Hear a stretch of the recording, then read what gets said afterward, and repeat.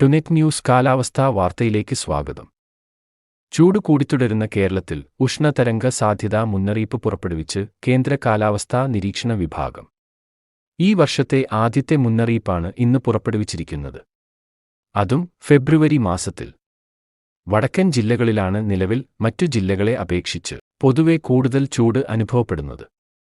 കണ്ണൂർ, കാസർഗോഡ് ജില്ലകളിലാണ് ഉഷ്ണതരംഗ സാധ്യതാ മുന്നറിയിപ്പായി yellow alert കേന്ദ്ര കാലാവസ്ഥാ നിരീക്ഷണ വിഭാഗം നൽകിയിരിക്കുന്നത്.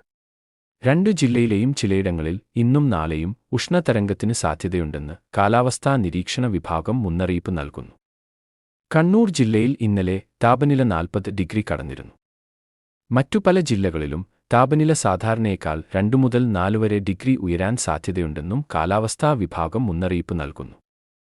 സംസ്ഥാനത്ത് അടുത്ത 2 ദിവസം കൂടി കനത്ത ചൂട് അനുഭവപ്പെടും. തുടർ ദിവസങ്ങളിൽ ആശ്വാസം കൈവന്നേക്കും. കാലാവസ്ഥാ വാർത്തകൾ കൃത്യമായി ലഭിക്കാൻ ചാനൽ സബ്സ്ക്രൈബ് ചെയ്യുക. നന്ദി.